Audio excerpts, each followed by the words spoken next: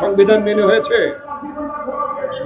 বাংলাদেশের জনগণ যে গণভবনকে দখল করেছিল 5 তারিখে, ওই গণভবনটার নামেই মাত্র নাম ছিল গণভবন, কিন্তু ওইটা আসলে গণভবন ছিল না।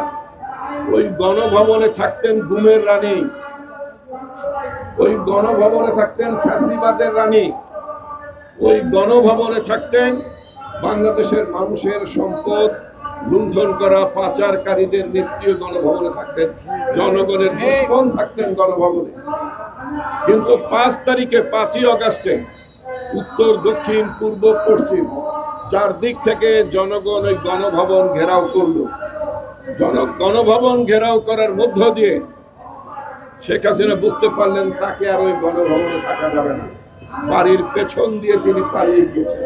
অর্থাৎ জনগণ প্রথমবারের মতো, দেশের মালিক যে জনগণ, এই প্রজাতন্ত্রের মালিক যে জনগণ, ওই গণভবনের মালিক যে জনগণ, সেটা জনগণ 5ই আগস্টে প্রমাণ করেছে। সুতরাং দেশের মালিক জনগণ, এটা মাথায় রাখতে হবে।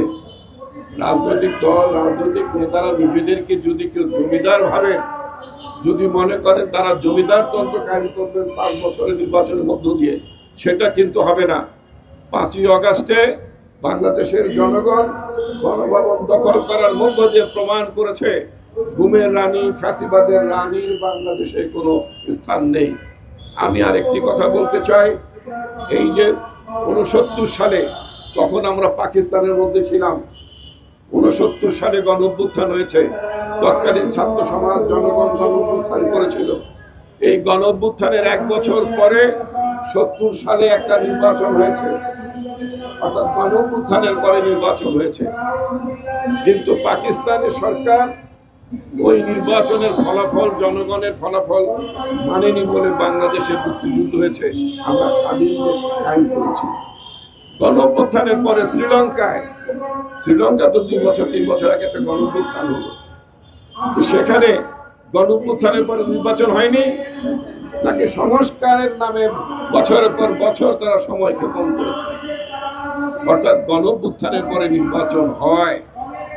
টিউনিশিয়ায়, যেসব দেশে আরব বসন্ত হয়েছে সেই সব দেশগুলোতে গণ অভ্যুত্থানের পরে নির্বাচন হয়, জনগণের শাসন কায়েম হয়, গণতান্ত্রিক শাসন কায়েম হয়। এটাই হচ্ছে সংস্কার। সংস্কার হচ্ছে জনগণের শাসন কায়েম করা। সংস্কার হচ্ছে জনগণ তার ইচ্ছা মতো সরকার নির্বাচিত করতে পারবে। সংস্কার হচ্ছে জনগণ তার ইচ্ছা মতো সরকারকে ক্ষমতা থেকে নামিয়ে দিতে পারবে, সেটার নামই হচ্ছে সংস্কার। সুতরাং কোন সংস্কারের জন্য বছরের পর বছর তারা বিলম্ব করতেছে, এটা আমরা বুঝি না। আমরা মনে করি এই সংস্কারের নামে যেন কোনোভাবেই বিরাজনীতি কর্মের কোনো দূরভিসন্ধি যাতে কারোর মাথায় না থাকে। তাহলে আমরা নির্বাচনের দাবিতে, একটি গ্রহণযোগ্য নির্বাচনের জন্য আমাদেরকে কিন্তু রাজপথে আসতে হবে। নির্বাচনের জন্যই কিন্তু আমরা 16টা বছর আমরা আন্দোলন করেছি। এই নির্বাচনের জন্য যাতে আমাদেরকে আবার মাঠে নামতে না হয়, আবার রাস্তায় নামতে না হয়, এটা কিন্তু সরকারকে ভেবে দেখতে হবে। একইভাবে আমি বলতে চাই, অনেক কথা বিভিন্ন রাজনৈতিক দলের তরফ থেকে আপনাদের আজকের অনুষ্ঠানে সভাপতি বলেছেন, এমন কোনো কথাবার্তা আপনারা বলবেন না যে কথাবার্তা বলার মধ্য দিয়ে জনগণের ঐক্য, 5ই আগস্টে যে জনগণের ঐক্য তৈরি হয়েছে, সে ঐক্য যাতে কোনো রকম বিনষ্ট না হয়।